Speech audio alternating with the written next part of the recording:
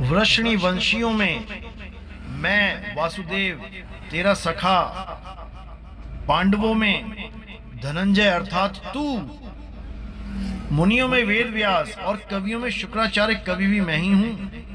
अब यहां पे कितना क्लियर कर दिया उन्होंने कि वृषणी वंशियों में मैं वासुदेव ही हूं और पांडवों में मैं अर्जुन भी हूं।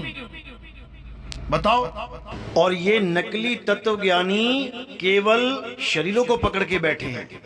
ये कृष्ण जी का विराट रूप था, ये काल भगवान का विराट रूप था, ये फलाने का विराट रूप था, ये ढिकाने का विराट रूप था। अरे विराट रूप का मतलब ही होता है सब कुछ एक हो जाना। विश्व रूप भी बोला गया उसको, यानी पूरे विश्व का रूप मेरा ही रूप है। मैं केवल कृष्ण नहीं हूं, मैं केवल पांडवों में अर्जुन नहीं हूं, मैं केवल ये नहीं हूं, मैं केवल वो नहीं हूं, मैं सब कुछ हूं।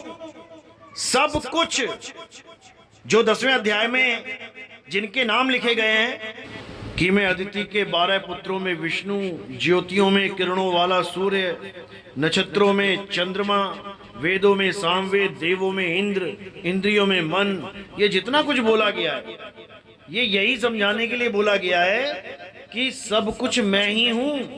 और ये मत सोचना कि मैं देवताओं में केवल इंद्र हूं, बाकी देवता भी मैं ही हूं। ये मत सोचना कि पांडवों में केवल अर्जुन ही मैं हूं, बाकी 4 भी मैं ही हूं। ये मत समझना कि अक्षरों में ओमकार मैं हूं, बाकी अक्षर भी मैं ही हूं। ये केवल प्रधानता बताने वाले शब्दों का उल्लेख किया इसलिए क्योंकि मेरी माया अनंत है, अनंत। इसको कोई जान ही नहीं सकता, इसका पार कोई पा ही नहीं सकता।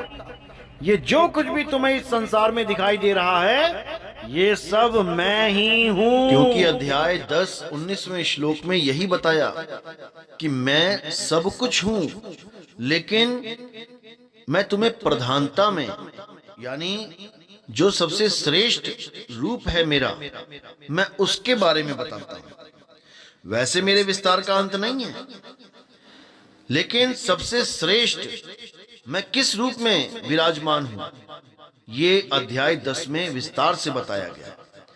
लेकिन इन अज्ञानियों ने उसको समझा ही नहीं, इन अविवेकियों ने उसको जाना ही नहीं और काल को एक अलग ही पुरुष बना के बैठ गए।